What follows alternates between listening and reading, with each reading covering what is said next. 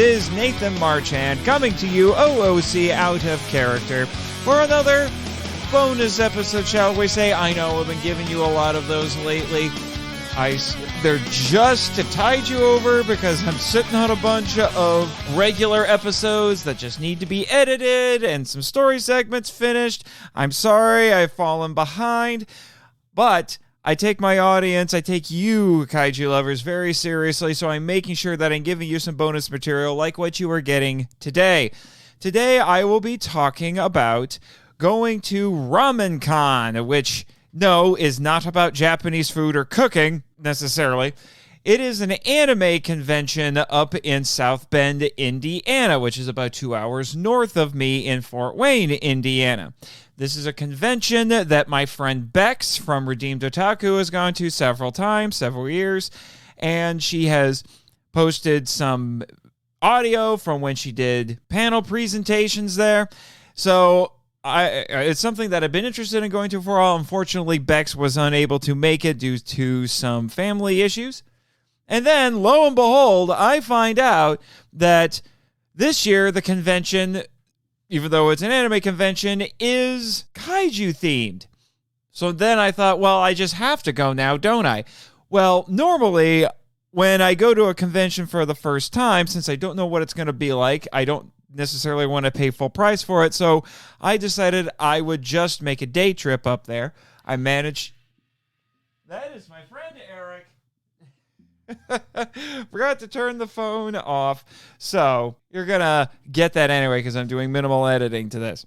Anyway, I was able to get a panel set up, which I am going to share after I tell you the story of what happened for the entire day. You'll hear a music cue to lead into that. It was a panel called Kaiju 101. Because looking at the schedule of events, it didn't look like there was all that much kaiju-related going on, so that's why I submitted it, and I figured, hey, I like anime, but I podcast about kaiju, so I figured I should probably do something kaiju-related, so I gave a presentation, basically a crash course in the basics of kaiju, which you will hear.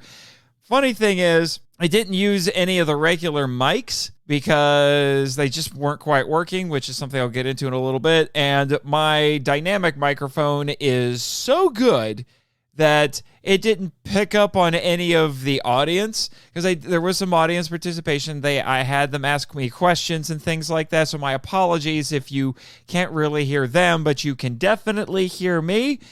If you have any questions about what was actually going on, let me know. Send me some feedback and I'll see what I can do. I kind of wish I had actually recorded this with a camera so you could have seen the PowerPoint, but I am going to be attaching a link to the PowerPoint as a PDF, I should say. I converted it to a PDF for you to see what the visuals were. So with that background laid out for you, let me get to the actual day. So this was this past weekend, the last weekend, last week of September, first weekend of October. I was just going to day trip up there for the Saturday. So like I said, it took me a little less, I should say, than 2 hours to get there. It was at the Century Center, which is a big event venue up there. It's across the street from a hotel. I originally thought it took place at the hotel because I was just at All Monsters Attack, which took place at a hotel, and G-Fest takes place at a hotel.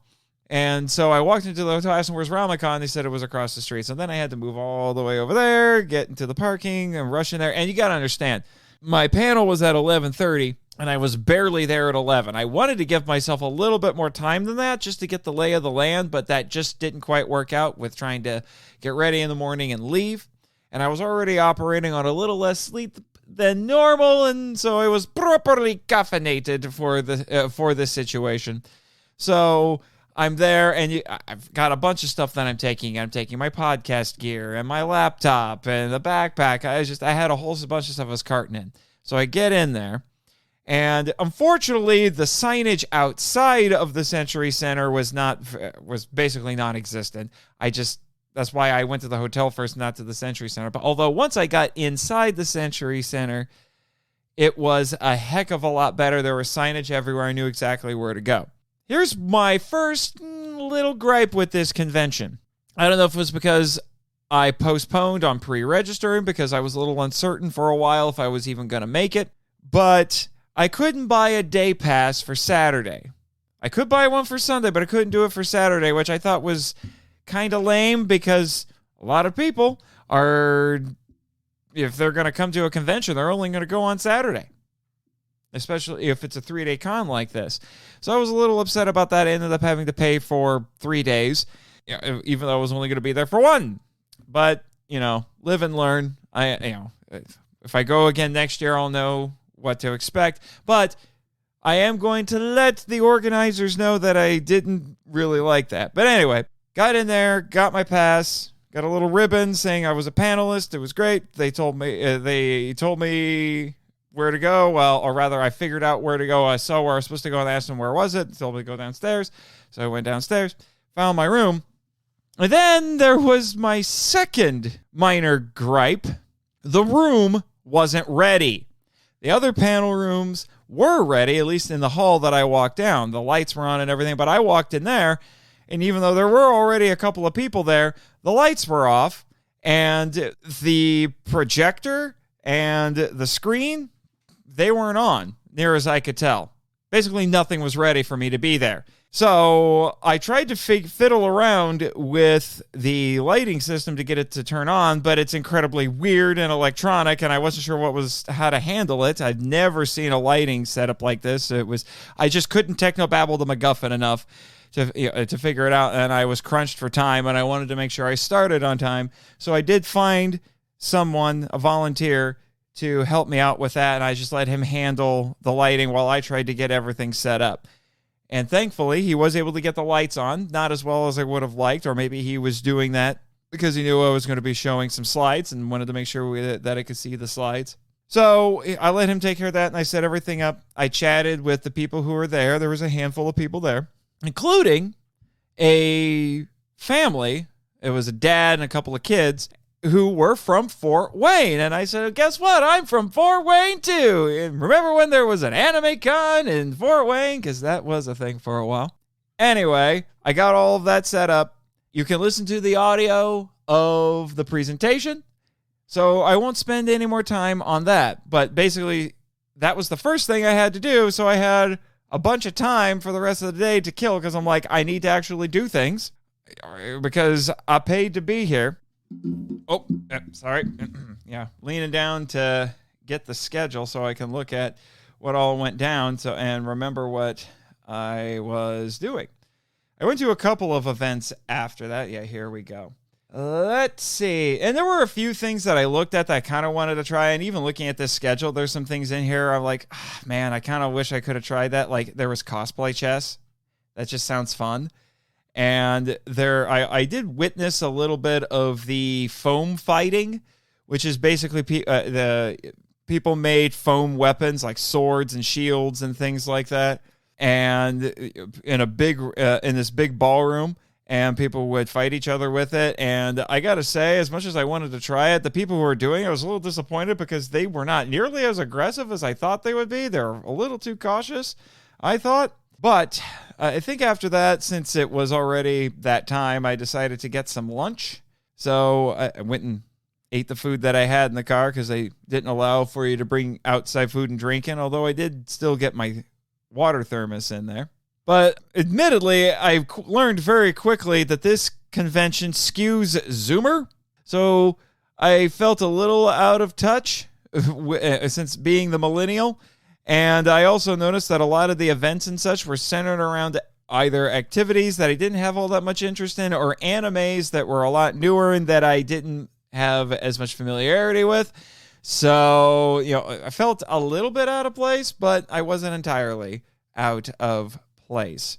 So the next thing I did in terms of actual events is I went to a panel called A Visual History of Mecha, which I thought would be a good follow-up to what I was doing. In fact, some people even asked me if I was running that panel, and I told them no. It was actually run by a YouTuber by the name of Professor Otaku, and he went over basically the entire history briefly, relatively briefly because we're talking going all the way back to basically the beginning of anime in the 50s with Astro Boy, talking about the history of mecha in anime, and I actually thought it was pretty good. I learned about a few series and such that I didn't know about. I was able to contribute to that and mention some things about stuff that he wasn't quite as familiar with, like Code Geass, because I've seen Code Geass and he hasn't, but he had to mention it because it has mecha in it, and and all of that sort of stuff. I actually found it to be pretty enlightening. There was even a guy there who, because this Professor Otaku mentioned stuff about Kamen Rider. And when he took questions, this guy didn't ask him anything about mecha. He asked him stuff about Kamen Rider, and it just amused me considering I host another podcast, Henshin Men, that talks about Kamen Rider, among other things. And so we asked him, well, where do I start? And they had a little talk about that. And then I went over and I chatted with the guy for a few minutes. This was toward the end of the panel, to let him know that, hey, I podcast about this, and I can, maybe I can give you a few pointers too, because I've seen a bit of Kamen Rider. And he seemed to appreciate that. And then after that, I went around and took a look at the vendor hall, bought a few things. Not a lot. I will confess that this is one of those rare times I went into a vendor hall and I didn't find a whole lot that just really grabbed me and that I really wanted to buy. I did buy a few things, mostly just little trinkets, most notably, I got I believe it is actually a Japanese import from a booth that I think that's what this is the name of the actual booth, Fast Food Anime. And it's actually import stuff from Japan, and it's a keychain from, it's not specifically Street Fighter 4, but it is Street Fighter. Kid Robot cross Street Fighter? It's an enamel keychain with Guile and M. Bison. Van Damme and Julia, so you can't go wrong there. So that was kind of nice. I was able to get some pictures with some cosplayers, talk to a few people, met some of the people who came to my panel and told them a little bit more about my podcasts and fun stuff like that. But then I had what next to my own panel was probably the highlight of my day. And this is where I got a lot of stories to tell about this one. It was a panel called Kaiju Court, which I found out when I went there was apparently something that's been happening every year for about 5 years. And originally I thought it was going to be a performance panel. People would act out something. Well, that was true, but it wasn't that there was a troupe of people who were going to do it. No, this was an audience participation thing. It was a role play. Basically, to put it succinctly, because there were a handful of rules that went along with it that they had to explain to everybody at the start. Basically, people from the audience could be lawyers representing kaiju who are being put on trial. Which I thought, okay, so it's like, people try to take Godzilla to court because he smashed a city and tell him that, he caused so much money and property damage or he murdered people or something like that. I was like, okay, this could be kind of interesting. And when I found out it was audience participation, I'm like, oh, now I have to. I have to. I mean, come on. You've listened to the show. You've listened to the other shows that I've been on. I'm a cast member on Power Rangers, the audio drama. I got to do this. I've taken improv comedy classes. I know how to do this, people. So I did put my name into the hat. And I wasn't sure if I was going to get on there because, luck of the draw and all that fun stuff. But the way it worked is that you would have one person be the defense attorney, one person be the prosecutor. You could, if you wanted to, have a friend come with you as a legal assistant, or you could call people from the audience as witnesses and things like that. There was a table full of random objects like stuffed fish and tiny toy Furbies and things like that. Picture frames with random pictures that you could use as evidence. You could pick 3 things off of there and use it as evidence. We had to wear, apparently it was suit coats before, but this time we're wearing these vests that are neon yellow. So that way, the joke being that way your kaiju can see you, your client can see you. Now, there were some pre-made clients that you could select from, like, Godzilla. I think I saw Ultra 7, the 50-foot woman, a bunch, several of these things that you could pick from in case you didn't want to come up with something. But I think only one person really, I think 2 people did that. Everyone else came up with their own stuff. I was surprised to find out that there is apparently established lore for this thing because there are still certain characters who are still serving out their sentences, which I thought was pretty amusing. They also said, we do have banned characters. And I thought, wow, okay, banned characters. One was Cthulhu because, well, Cthulhu is a elder god, so it's like even if you brought Cthulhu in, would we even remember he was there? You know, that sort of stuff. The one that really amused me was, and clearly these people are kaiju fans and they've hung around in the right corners of the internet at the right time, or apparently listen to my friends over at Kaiju Weekly. Clifford the Big Red Dog. Yes, he is banned because someone used Clifford and Cthulhu in past sessions, and apparently there was a case of Clifford v. Cthulhu, and Clifford won because it was, they mentioned how it happened and made some jokes about it, not too much, and I'm just like, you've got to be kidding me, this actually happened. Okay, so banned. Got it. So with all that set up, I'm just sitting here waiting to see if my name gets drawn.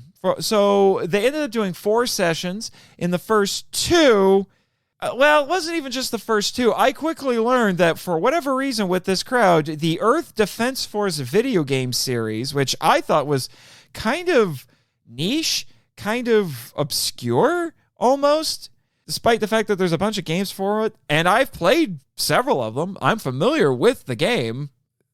With the games, I should say, and I do enjoy them. But the first one we get is a giant mech from, it was a Walking Fortress Balam or something like that. It was from Earth Defense Force. It took me a minute to figure. I was like, what the heck are we talking about? Is it the video games? And I looked up and I was like, yeah, it was.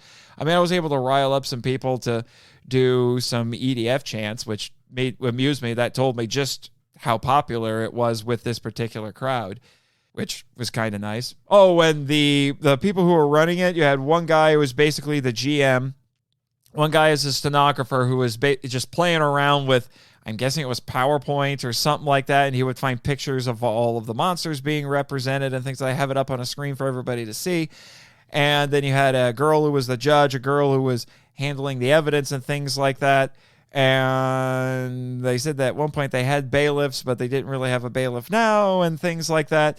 So there's a handful of people who are running this, and the sentences that would get carried out would be just stuff that was absolutely hilarious. It was just ridiculous. And that's another thing that the stenographer would do, is he would do these funny little Photoshop jobs to illustrate what happened to whichever kaiju lost the case. So yeah, it was Balam and Godzilla in the first one. And I forget who won that one. I believe Godzilla did win that one. And I think the case centered around Godzilla was accusing Balam of stealing his image. Sure. I mean, I went through several ideas this whole time until I actually got to my turn about what I could, which characters I would use and what the case would be. I went through stuff like, at one point I considered DiManna and Jet Jaguar. I considered Zilla, who, because there's a storyline going on like this, sort of, it's just a little detail, subplot maybe, in the show about Dr. Totopoulos trying to convince Toho to legally allow him to call Zilla Godzilla again. So I thought about doing that and say it was identity theft. I'm trying to remember, what was the other one I was considering? What was I going to do? I wanted to do something that was a little bit obscure. I was really dedicated to it for a while there. Let's see, DiManna, Jet Jaguar, Zilla. Oh, I was going to do Jaras and say that I was hoping to go up against Godzilla and say that that Godzilla was trying to accuse Jaras of not identity theft, but copyright infringement, because, well, they look practically the same, except Jaras has a frill and is spray painted. Look it up, people. It's an Ultraman kaiju. Well, but I ended up not using any of those, and I'll explain that in a minute once I get to what I did. And then the second round was kind of amusing. There was this girl who could tell had some stage experience. She knew how to perform. Was very good at it. So was the other woman who was the defense attorney. But it was Susanoo, the Japanese thunder god, the killer of the Orochi, slayer of the Orochi.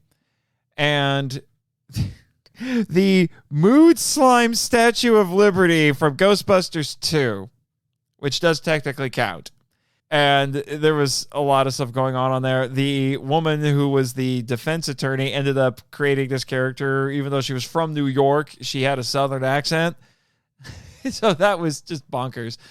And the crime in question was Susanoo was accusing Lady Liberty of inspiring people to basically take charge of their own lives and not rely on God, so he was losing power and such because of it. And so that was an interesting back and forth there for a while, and I believe Lady Liberty ended up winning. And I can't remember what happened to Balam as his sentence. Susanoo, I think, ended up becoming a mascot for it was supposed to be Spirit of Halloween, but they made it Spirit Rocks because that was one of the pieces of evidence, was a little painted stone that said believe on it, and that was a point of contention during the drama, air quotes. So that was pretty amusing. So then on the third round, I had my name drawn. I was pretty excited at this point. And I had finally settled on my client. And it was none of the ones I had considered before. And I know as soon as I say who my client was, some of you are going to take me to task over it. And you know what? I welcome it. Bring it. I will explain. I'll explain here, and I'll explain in further detail if necessary. I will debate you, if I have to, over whether or not my client qualified as a kaiju. Now, I will tell you, I ended up being the defense attorney. The prosecutor was representing, shout out to Chris Cooke and my host of One Cost Radio and my co-host on the Power Trip, Michael Hamilton. The prosecutor was representing Rhinoblaster, a Season 1 Mighty Morphin Power Rangers Monster of the Week. And my client was Moby Dick. Yes, you heard that correctly. Moby Dick, yes, from the novel, the classic novel that we all had to read in school, Moby Dick. He's a kaiju. Yes, he is a kaiju. How is he a kaiju? Let me explain. I'm glad you asked that. So, Moby Dick is unusually large for a whale. He is unusually aggressive, which means he actually has a bit of personality. He is displaying actual malice. That is a human trait. That is an anthropomorphism, which also goes along with being a kaiju. Actual malice, that's personality. It also displays a level of intelligence greater than normal. He is also unusually colored because he is albino. And to top it all off, he seems to be exceptionally difficult to kill, as Captain Ahab illustrated. Again, read the novel, come back to me, and tell me I'm wrong. Funny thing was, I did it not only because I'm a lit nerd and I wanted to do that and kind of throw people for a loop a little bit, but also because it gave me an excuse to quote the novel, thanks to Star Trek II, which I did twice. And I was proud of myself. Now, I didn't get to select the crime for which my client, Mr. Dick, was accused. And what was his crime? Well, out of nowhere, after a kind of rambly opening argument from the prosecutor, suddenly I find out that Rhinoblaster is accusing Moby Dick of quote-unquote murdering by eating his parents, air quotes, Rita Repulsa and Finster. I was not entirely prepared for that because I thought he was going in a completely different direction. So yeah, that's what I was dealing with. So we each went and got a couple pieces of evidence, only one of which, if I remember correctly, the prosecutor actually used. Oh, by the way, the judge had the judge's mallet was a squeaky hammer, which was hilarious. Shout out to Danny DiManna. My hammer doth squeaketh. And so one of the things that the prosecutor got was a toy fishing pole. And he said that it was used by, if I remember correctly, I think he said it was used by Rita and Finster. And I took a look at it, and the first thing I said was, "Sir, you realize this is a toy, correct? What is this actually fishing?" And I think he said dreams. So I turned that around so I see. So my client was clearly acting in self-defense because Rita and Finster were attempting to steal his dreams. Seemed to work pretty well. And then I had a couple pieces of my own evidence, one of which was what looked like a giant toy syringe filled with blood. And I said that I don't think this was my first point. I think it was a second one that I made when I was presenting my evidence. And I said that Rita and Finster were attempting to steal his blood, Moby Dick's blood, in order to make more monsters. Also seemed reasonable. So once again, he was acting in self-defense. The craziest part of the whole thing that I don't think the people running this panel were ready for, but they were incredibly good sports and they rolled with it. They rolled with it exceptionally well. I picked up as a piece of evidence originally, I thought it was just, it's about a foot long. It was a stuffed fish. That wasn't a plush. It was filled with beans, like a bean bag. And originally I got it thinking, okay, I'm representing a whale. I'm going to say this is like a fish corpse or something like that. I make some sort of connection to my case. Instead, I held it up. I should say I didn't hold it up. I asked, may I call a witness to the stand? And they asked, who? And I held up the beanbag fish, which, by the way, the beanbag fish was used in one of the previous sessions. I believe it was by the woman who was representing Mood Slime Lady Liberty. That's why it occurred to me to use it. And I just held that up. I don't think they were quite prepared for that, but there was a guy who came over. He took the fish. He took it over to the designated witness stand, put his phone under it, and it swore the fish in. It swore to tell the whole truth and nothing but the truth. The truth, the whole truth, and nothing but the truth. So help him God. Godzilla? I don't know if I heard that part, but that would have been great. They went with it, so I got up, and I thought at first what I would do is I would just talk to the fish. It would be kind of like me and Jimmy on the podcast. You know, I understand what he's saying, and I have to translate for everybody. But instead, there was this girl who, on the fly, because gave the fish a voice, became the voice of the fish. So I actually had somebody to play off of.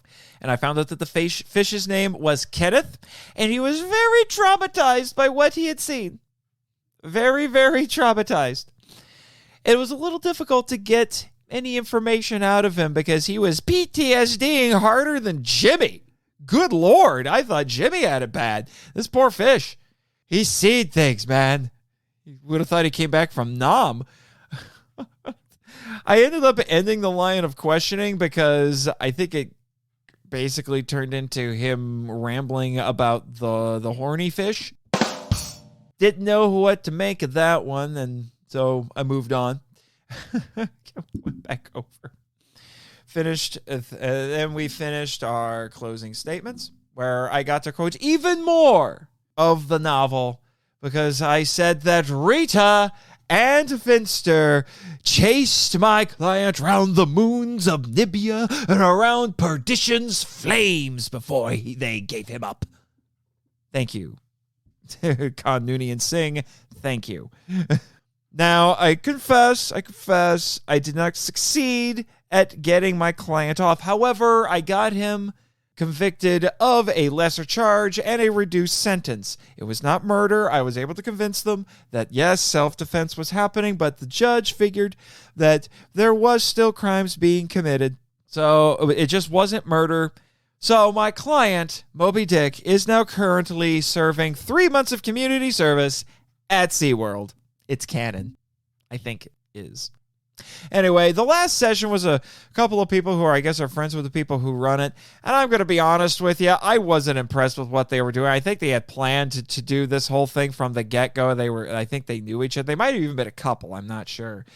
One of them was wearing a terribly elaborate jumpsuit hoodie-looking thing that made her look like Ava Unit 1 from the End Genesis Evangelion. The other guy was cosplaying, but I can't remember what he was cosplaying.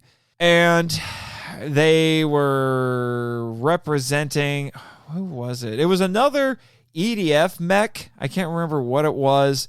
And the other one was representing an incredibly obscure Neon Genesis Evangelion Eva unit that you have to really dig around to find. And it sounded incredibly weird. It was from a manga, for like a page or two or something like that. It was goofy. And I wasn't too impressed with what they were doing. I'm sure they thought they were funny, but I didn't find it all that funny. It just wasn't working for me. I don't know if it was just my sense of humor, but it didn't sound like anybody else was finding it all that funny either. But oh well, they got their session, trying to be all weird. After that, I went and got myself some dinner and just kind of hung around to see what other events were going on in the main hall. I saw a little bit of apparently it was a rock, paper, scissors tournament, because I guess we do things like that here. I did a little bit of work for some of the podcasts, talked to Michael on the phone and stuff like that.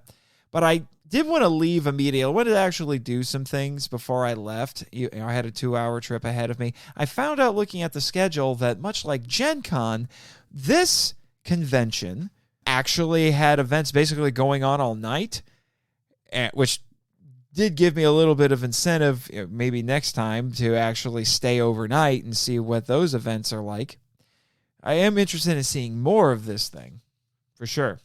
I should mention, it's a relatively small con. I'm not sure exactly how many people were there. They said last year when they had about 1,100, and they were projecting to have about 1,600.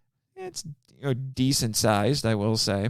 I don't know if I felt like there were that many people there. But in the same room where they're having the foam wars that I was a little underwhelmed by, I saw that they were going to be having laser tag. So I thought, why not? I'll play around with that for a little bit, and then I'll head home. After, taking a look around the place. I'd never been to the Century Center before. Oh boy, I'm glad I didn't get charged for this laser tag session, because I would ask for my money back. It was the worst laser tag session ever that I've had. It might have been one of the worst con events that I've ever participated in. I heard that in years past when they had this event, they actually had full tilt vests and everything like you would see at a laser tag place. You know what they were doing? You ever go to Walmart and see these boxes with these things marked Laser X, which every time I see them at Walmart, that just cracks me up, because we have an actual laser tag place here in Fort Wayne called Laser X. They're just toys. They're toys. They has a strap with a sensor on it that you can put on your forearm, and that's the only thing that you can hit as far as I can. I'd never used these stupid toys before. And the whole thing ended up just being lame, because people would just camp behind cover and almost never move, and then they had to basically be goaded into actually running out there and hitting them.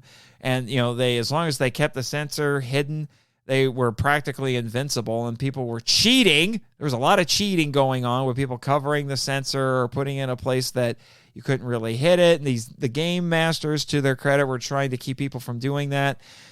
The sensor would turn off after you got hit so many times, but there were people who would just flip it on and flip it off and back on, and then would respawn essentially. So it was just, I ended up getting really annoyed with it. I played a handful of sessions, and it was definitely better with teams than it was one-on-one. One-on-one, you just got slaughtered inside of 30 seconds because everyone's just shooting everywhere. But the worst part was I couldn't tell what I was hitting, because these guns don't actually make laser. I couldn't see a laser point or a beam come out. I couldn't tell what was going on. I was practically, it was invisible. I was like, I don't know if I'm shooting anything. It was it was awful. It was awful. It was so incredibly stupid, and I probably played that longer than I should have, and I wish I hadn't. I really wish I hadn't, but what can you do? Probably won't do that again next year, but good Lord, if I had should have did the foam wars, I would have just slaughtered those people, because I would have been a heck of a lot more aggressive. These people just didn't take it seriously enough. It was so weird. Come on, people. Just get into it. Anyway. So with that, just to give some concluding thoughts on this, I did end up enjoying myself overall. I'm willing to go back next year. They've announced that their theme next year is going to be 90s. So might still go back, do another panel presentation on Kaiju, perhaps. Maybe I'll do the same one, see if more people come.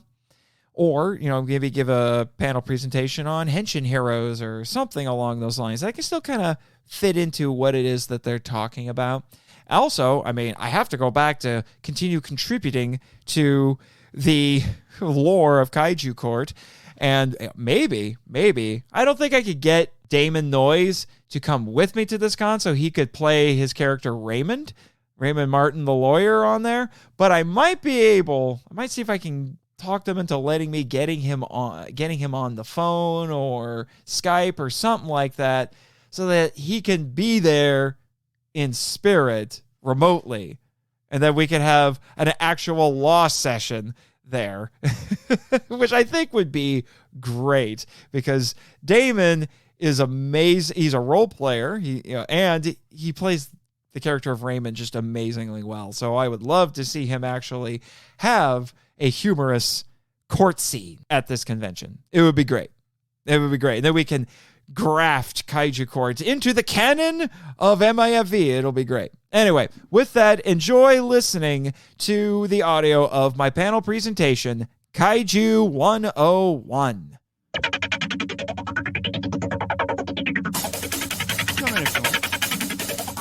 Hello, Kaiju lovers, and I am Nathan Marchand coming to you live from Ramen-Con in South Bend, Indiana. I am recording a panel presentation that I am giving called Kaiju 101. We got a handful of wonderful people here who I am sure are Kaiju curious, shall we say? That's why you're here, right? So, Kaiju 101. Unfortunately, you can't see the lovely PowerPoint presentation that I have put together for this, but all these lovely people will get to see it at the very least. I got some fellow Fort Waynians here, which makes me happy. So, we'll start, because I'm a podcaster, I'm an author, I'm also a teacher, you can probably tell, right? Just a little. So, whenever I teach anything, you'll want to start with definition. So, what is a kaiju? Anyone care to venture a guess? What is a kaiju? Don't cheat by looking at the screen. No, you're not allowed. You're getting there. That's an example, sir. That's the same thing. It's just different names, okay? It's just, do you want the Japanese or do you want the Americanized version? Okay, but for those who don't know, to the uninitiated, which I'm assuming is all of you here, kaiju is a Japanese word. It literally, the word literally means strange beast. This has a pretty interesting history. This is all going to be, by the way, just very Cliff Notes version. You could dive headlong into this, trust me. So it was originally used for creatures in ancient Japanese legends. The word, this is the funny thing I found out. The word, even though it's a Japanese word, it was originally used, as far as we can tell, in a Chinese text, which is kind of interesting. It was called Classic of Mountains and Seas, or I hope I'm saying this right, the Shanhai Ji or Shanhai Qing, which is a record of mythic geography and beasts, and that's a little bit of a typo there, dating as far back as the 4th century BC. So it's a very old word. Later on, as usually happens with language, as time goes on, the usage of the word gets applied to different things, and then the word itself evolves. So it was later used in reference to paleontology and other legendary creatures after Japan, and I'm sure a lot of you may know this, after Japan opened up to the rest of the world in the mid-19th century. That was a huge event in Japanese history. You probably heard of, I'm trying to remember his name, but the coming of the black ships. Has anyone heard that term before? Happened in the 1850s. It happened in the 1850s. It was a huge event. Before that, Japan was very isolated. There were foreigners who came to visit and all of that, but this was when Japan fully opened itself up to the rest of the world. Now, the funny thing is, despite all of this, there are no folklore depictions of kaiju. Kaiju have their origin primarily in film. So, continuing on with that, the word, as you pointed out, sir, what's your name? Martin? Martin. What? Mark, sorry. The word is applied, generally speaking, to gigantic monsters. Funny thing, though, there is disagreement in the kaiju fandom over what exactly qualifies as a kaiju. How big is big enough to be a kaiju? And what other things? Welcome, everybody. Glad to see you all coming in. And how big does something have to be a kaiju? What other characteristics need to be applied to a kaiju? There's a huge debate about this. And so some people have very strict definitions of what qualifies as a kaiju. Some people have pretty loose definitions of what is a kaiju. It's, like I said, it's a big topic of debate. I'll show some very famous examples of kaiju, but I mean, you could debate things like, I've actually joked, Moby Dick. I'm a lit nerd. Moby Dick, I would argue, is a kaiju because he's unusually large, and because he's an albino whale, he has unusual coloration, unusual physical characteristics besides size, hence strange beast. Because for those who came in late, that's what kaiju means in Japanese, strange beast. And Moby Dick also seems to have unnatural powers that a whale would not have. Yes, sir?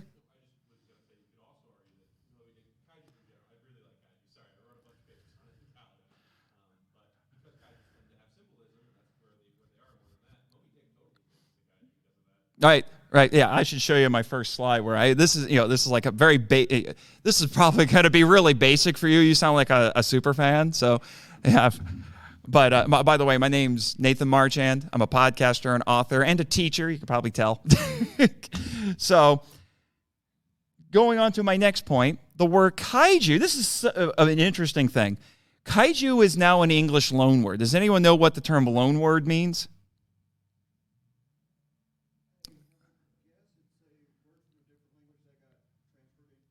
Yes, but there's no translation of it. So, to give an example that all of us are very familiar with, taco.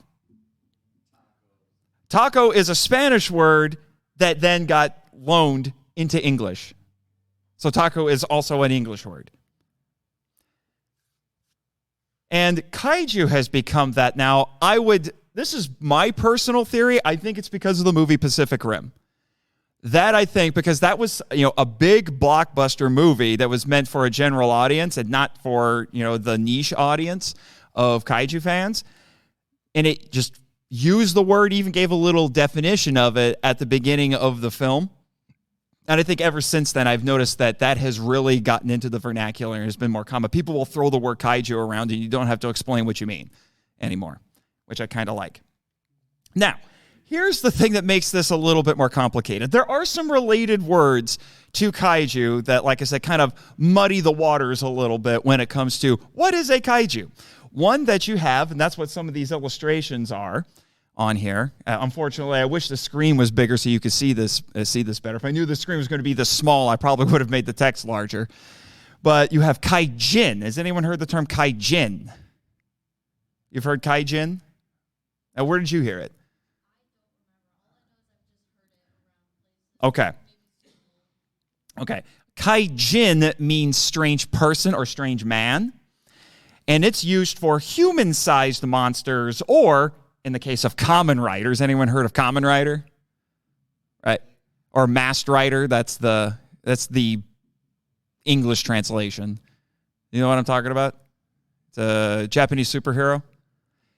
Huh? Okay.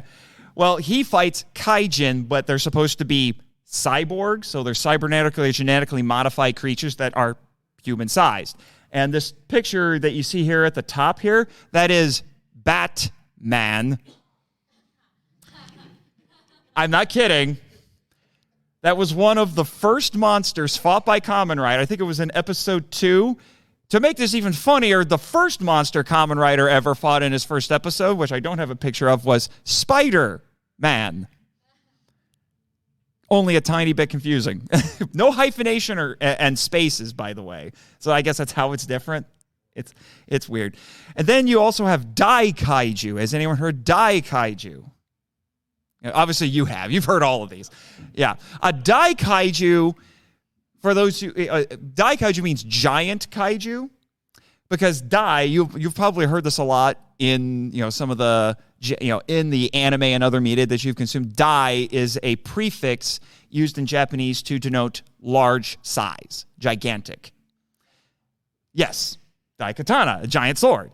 So that is probably the more accurate term when we're talking about giant monsters. But like I said, that's a bit, just a more descriptive word, but kaiju still gets applied, generally speaking, to those. And then you also have seijin. Has anyone heard seijin? Yeah. Seijin means star people. It's used for extraterrestrials. And it was popularized by Ultraman. Has anyone, I'm sure more people are hearing about Ultraman now. Has anyone heard of Ultraman? Ultraman is a superhero. He's basically the equivalent of Superman in Japan. And the picture on the side here, that is Baltan Seijin, or Alien Baltan. That is one of the most popular villains from Ultraman. But the thing that's weird is that sometimes he's called Baltan Seijin, Alien Baltan, but there's also one called Baltan Kaiju, because Baltan will start off human size and then he'll get big. So I guess it's like the small version is Baltan Seijin, the big one is Baltan Kaiju. It's confusing, but you may just call him Baltan and move on. And then Mecha. We were talking about Mecha a little bit, so that's why I have Mecha Godzilla from Godzilla vs. Kong on here. Mecha is used for giant robots. We're all anime fans here. We all know about Mecha, Gundam, and there's whole slews of Mecha anime out there. Now, here's the thing, though. Not all Mecha are kaiju, but in terms of things like Mecha Godzilla, that is a Mecha Kaiju, as far as I care. And there are other examples of that. But I would not call Gundam. As much as we all love Gundam here, I would not call Gundam kaiju. Hello to people who just came in. And then there's tokusatsu. Has anyone heard tokusatsu? This is the term that's getting a little more popular. Again, sir, I know. What is your name again? Mason? Okay. Mason, I know you're going to know what all of this is. Yeah, tokusatsu is a Japanese word for special effects. This is used for special effects-driven media. So it's like anime in that it's not so much a genre as it is a medium. Does that make sense? And I would argue that you have American productions that are obviously influenced by anime, like Avatar: The Last Airbender. I would basically say that tokusatsu can apply to anything that is special effects driven, regardless of where it comes from. Now, some would argue that tokusatsu, if done the Japanese way, has a particular style to it, but that I would say the same thing about anime. But I'm a little bit weird where I'm willing to apply tokusatsu more broadly, but my definition of anime is a much more narrow. I actually say it has to come from Japan to be anime, but I'm weird. But anyway, that's a discussion for a whole other day. But these are terms that you're going to see a lot. Basically, what I would say is, not all, much like Mecha, not all tokusatsu is kaiju, but all kaiju is tokusatsu. But the two of them developed basically simultaneously, and they all basically started at the same point for all intents and purposes, which is the original Godzilla film from 1954. That is credited as basically being the start of both of these, even though you can look at stuff that kind of predates it a little bit, which is part of what we'll be talking about today. So, let's play let's be a little bit interactive here. Give me some examples of kaiju. Just name some off the top of your head. Except you, Mason, because you know them all. Power Rangers is a bit of an interesting case because they kind of start off as kaijin and then become kaiju. So that gets a little weird, admittedly. What else? Gamera! Friend to all children! Yes, that is actually one of his nicknames. Yes. Mothra, that's another great example. Goji, yes, you got Godzilla. But yeah, so since you've named a few of them already, obviously one of the most famous of all kaiju, Godzilla himself. We talked about him. And there's one I'm a little surprised no one's brought up yet, because as far as I care, he's on par, maybe even slightly higher in terms of influence in the whole genre. But actually, I would say, just over filmmaking and just everything in general, no one's brought him up. King Kong, yes. No, because as you'll find out here, as you're going to find out here, without King Kong, there would be no Godzilla and would be none of the rest of it. King Kong is the granddaddy of them all. Just letting you know right now. Now, some would argue, try to argue that he's not a kaiju, particularly the original version that's about, depending on the shot, about 25 feet tall. Yes, but one of the things that is very distinctive about Japanese kaiju in particular is they have personality. A lot of American giant monsters tend to be more animalistic, but but that's what I'm actually working on an article about that for Kaiju Ramen magazine. So, and he was mentioned, the original Ninja Turtle himself, Gamera. Although this is Gamera from the 90s. The old Gamera movies range from barely mediocre to terrible. You want to watch good Gamera movies, get the 90s trilogy. And then there was one more movie made after that called Gamera the Brave that'll break your heart. It's just so you know. And yes, Mothra. Someone who brought up Mothra. Yeah. What's your name, sir? Daryl? Okay, yeah. So yes, Mothra, also a kaiju. And there's another one, the last of Toho's big three. Anyone know? He's one of the big ones, but no, that's not the last one I have on here. Yes, Rodan. Rodan, the pterodactyl. The thing you'll notice here, we got a wide variety of kaiju, because kaiju can come in multiple forms and types. You can have lizards, dinosaurs, turtles, insects, mammalian, like King Kong. They come in a variety of shapes and sizes, different types. So they're not limited by things like that. I would even make the argument that Cthulhu might be a kaiju. I've been asked that. Someone asked me, is Cthulhu a kaiju? And I said, yeah. I would say he qualifies. So let's talk about the kaiju genre. The genre, because kaiju really is a genre. So there's the technical term for it, if we're talking about movies, is kaiju eiga, which means kaiju film. But keep in mind, kaiju is a genre that can exist in any medium, because there are video games that are about kaiju. There are books that are about kaiju, novels. I've written some. I have a few copies if you want to see them. Like I said, it can exist in any form. So, but we're going to be focusing primarily on film, because that's where it's best known. And honestly, kind of where it fares the best, because it's a very visual medium. So there are some influences, some very distinctly Japanese influences that I want to talk about in brief here that help to make the genre what it is. One is yokai. I'm sure some of you here have at least heard the term yokai. It's a big deal in Japan. The word means strange apparition. And these are spirits and creatures from Japanese folklore. They're basically urban legends and cautionary tales. And there are yokai for everything. Which one?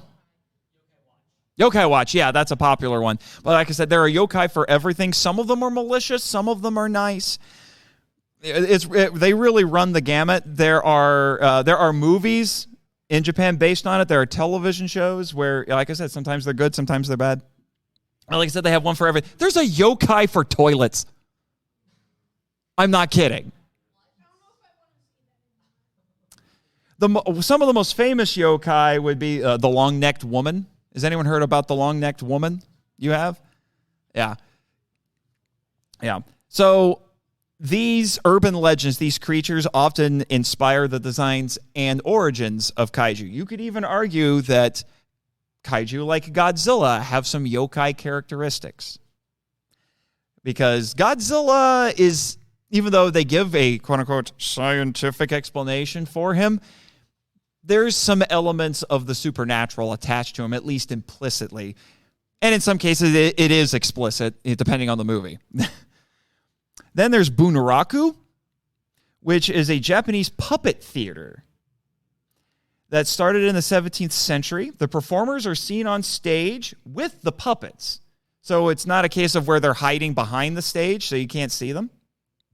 And since the puppets can't talk, they rely on a narrator, I hope I'm saying this right, called a taiyu, who, like I said, explains everything that's going on. And there are kaiju movies because the kaiju, generally speaking, can't talk. There are instances where Godzilla has spoken. Actually, I like them, but that's a whole other discussion for another day. But there are some, like, there's a movie called Ghidorah the Three-Headed Monster where, for those who don't know, Mothra has doll-sized twin priestesses. And there's a point where they basically are, the monsters are all talking to each other in kaiju speak, and the fairies translate to let the humans know what's going on. So they kind of function as a taiyu. Now, this whole Bunraku puppet theater thing is very similar to Suitmation, which is generally speaking how they make kaiju media. They have men in rubber suits. So it's a little bit kind of, except it's kind of like Bunraku, but the puppeteer is inside the puppet, basically. And it's also why, even though to a lot of Western audiences, they look at this and they think, well, that looks cheap. The Japanese are not bothered by it because of cultural influences like this. They kind of like being able to see the seams a little bit. And then the reason I have this poster right here, this is a poster for an indie short film from Japan called Howl from Beyond the Fog. You can actually get it now on mass market DVD. It was originally released by SRS Cinema that releases independent films in short runs. But they got enough orders that they put it out on DVD so you can walk into Walmart or at least go onto Amazon or Walmart.com and actually find it. And it is done entirely with puppets. The human characters, the kaiju, everything is puppets. It's basically Bunraku on film. And it's a very interesting, very Japanese, very sad story. But it's still very much worth watching. And then kabuki. I'm sure all of us have heard kabuki. Yeah, all of us have heard the term kabuki. This is a traditional Japanese dance drama performed on stage, generally speaking. Did anyone know that there's actually, you can find it on YouTube, there is a kabuki adaptation of Star Wars. It exists. It's on YouTube. I haven't watched all of it, but it exists. Its structure, this is how it influenced kaiju, at least the film genre. The structure of kabuki has a slow build up to an explosive finale. I woke you up, didn't I? And then a very quick resolution. And you see this in a lot of kaiju films. That's why there's a little bit of a joke among non-kaiju fans where they say, "Oh, the end is the best part." It's like, yeah, that's because they're building up to bam, the big kaiju fight, and then it resolves very quickly. That's how kabuki works. The funny thing is, there has been an American filmmaker who took that structure and used it, and good Lord, did people complain about it, but I understood what was going on. Mostly because I had seen one of his other movies, so I knew how it worked. That being Godzilla 2014, directed by Gareth Edwards. It's the same structure, people, but everyone was like, I don't get to see the monsters until the end.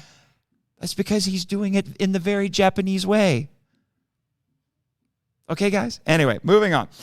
And then there's no theater, and no means skill or talent. It's another form of Japanese dance drama that places an emphasis on music versus silence, as well as masks, costumes, and props. Again, very much like Suitmation.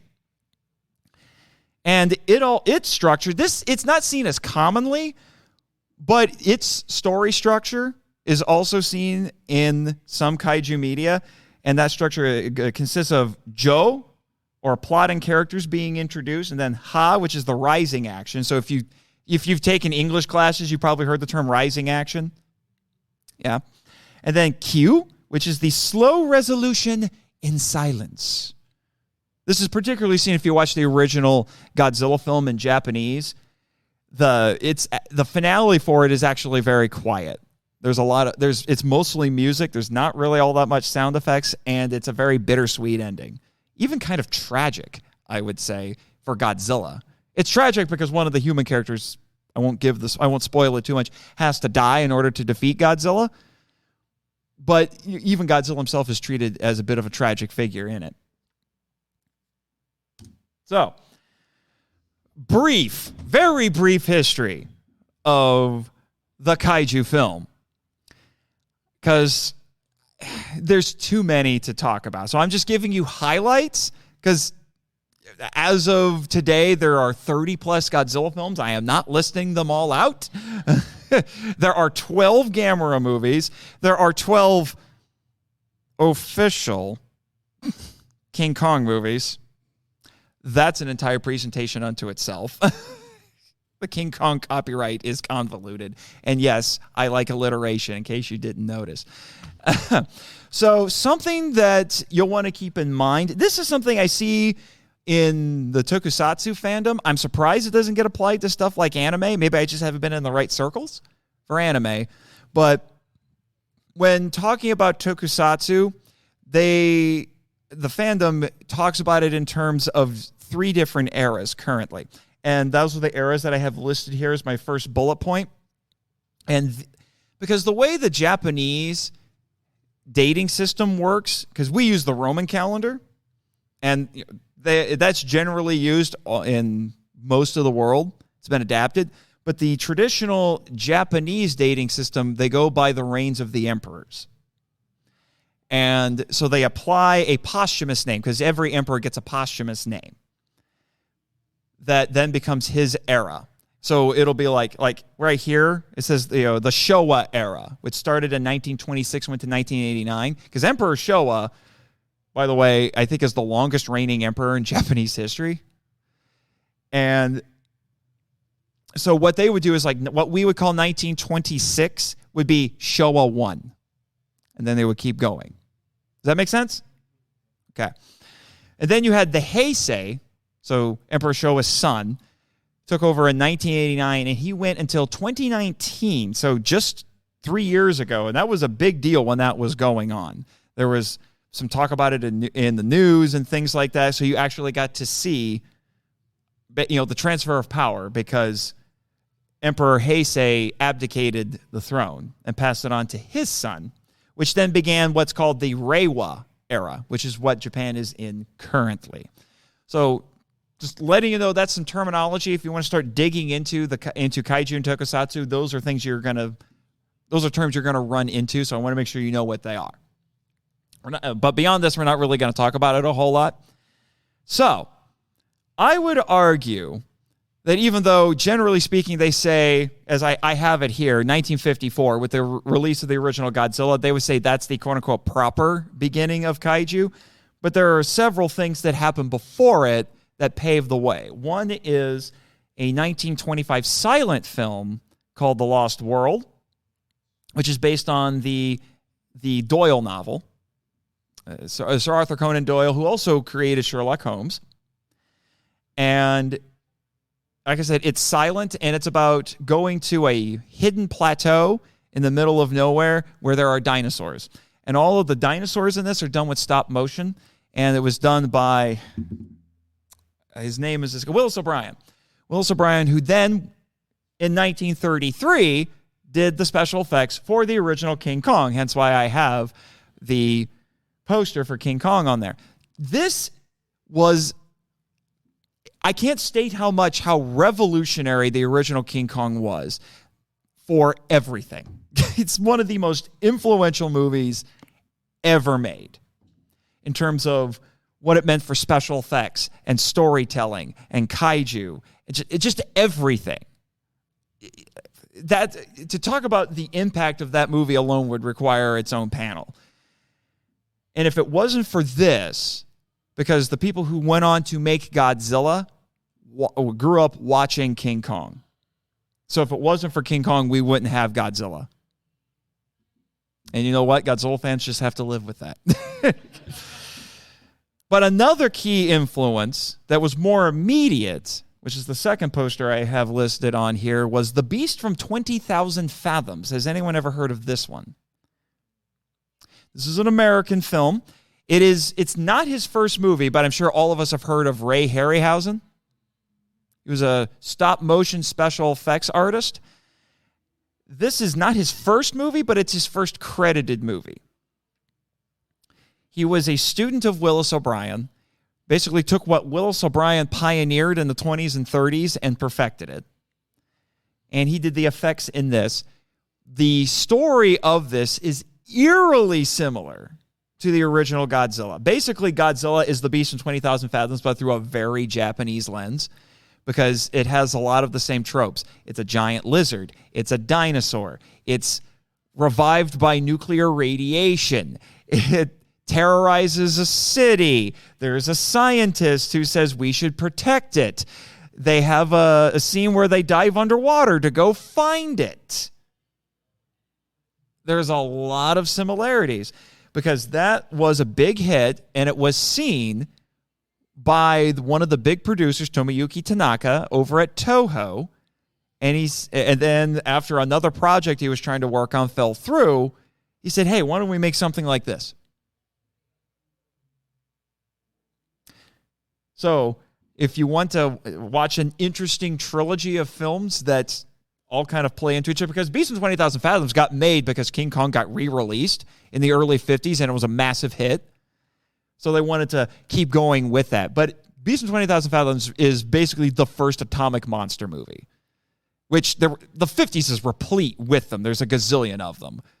All of these atomic-powered or atomic irradiated, mutated, whatever monster movies. That's where a lot of, all of the tropes that we associate with those cheesy 50s B movies started with Beast from 20,000 Fathoms. But Beast from 20,000 Fathoms is a legitimately good movie.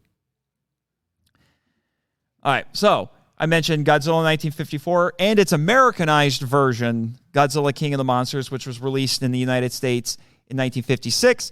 Had new footage shot. They took some stuff out. It starred Raymond Burr of Perry Mason fame, playing a new character who, I'm not kidding you, keep in mind, this is the mid-50s. His character's name was Steve Martin. He was an American reporter who was visiting Japan and saw everything happen. It's a pretty decent rendition of it, but the Japanese version is obviously the better one. But I do think the King of the Monsters version still, I think, holds at least has some historical value, even though the reason it was originally created doesn't really mean anything anymore.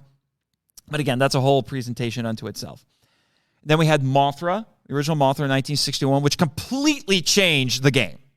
Just completely changed the kaiju game early on, because now we had a benevolent monster, a female monster who was not trying to terrorize the city, but was trying to rescue her kidnapped twin priestesses. Completely changed the game. No one had seen a monster like that before. There were insect monsters before this. Like Them, which had giant ants made in the 1954, same year as Godzilla. But they were very malevolent, instinctual creatures. Mothra is more like a benevolent goddess in that film, at least implicitly. And then, as you have to do, we had our first big crossover in the kaiju sphere. Yes, before 2021, we had King Kong versus Godzilla, which was made in Japan, and to this day remains the highest grossing and most popular Godzilla film to date. That thing made money hand over fist. And its genesis, again, is a whole presentation unto itself. It is a very storied origin, let me tell you. Although what's kind of annoying is that it much like the original Godzilla, it got re-edited with some new footage, and it's kind of laughable how they mucked around with it in that Americanized version. And the Japanese version, because Universal was run by jerks, they blocked having the Japanese version released for years. Well, thanks to Criterion, you can get it, but it's buried in that big Godzilla set they put out a few years ago as a special feature, and it's not the best print of the movie. So you can see the Japanese version legally, but it's got a big paywall, unfortunately, because that set's minimum about $100 if you can get it on sale. And then 1964, we had 2 Godzilla films, the only time where there were 2 Godzilla films in one year. And they were momentous ones because we had another big crossover with Mothra versus Godzilla, which is still considered to be among the best Godzilla films ever made. And we also had the introduction of the Joker to Godzilla's Batman, Ghidorah, the 3-headed monster. Yes, the 3-headed golden space dragon, and he's as awesome as that sounds. That was his first appearance. Was in 1964. So moving on, in 1965, we saw the introduction of Gamera, the giant turtle, and the introduction of the Kennys.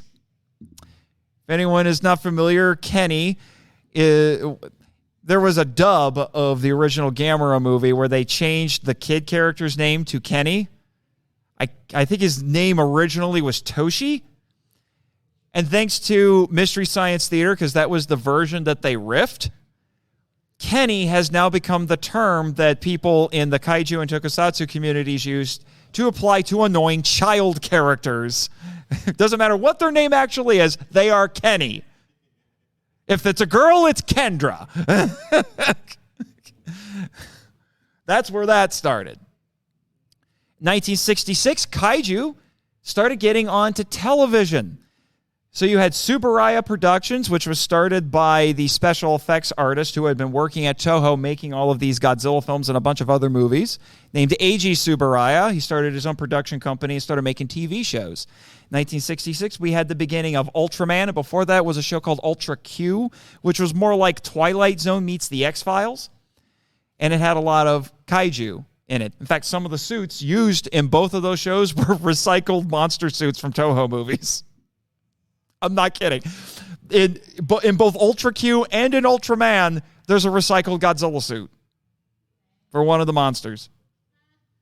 It's 2 different monsters, but it's obviously just a refurbished Godzilla suit. It's hilarious.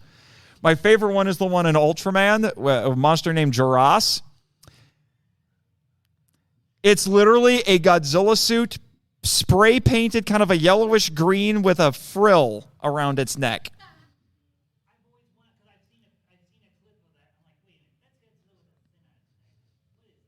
Yeah, that's what it was. They just recycled the suit because they had to. They were running short on time and money, and they're like, "Get that Godzilla suit, just spray paint it. It's a new monster." See. I guess that's where Hasbro got that for Transformers. You just repaint the mold and say it's a different character, and people will still give you $50 a pop for it. We all fall for it. We all fall for it.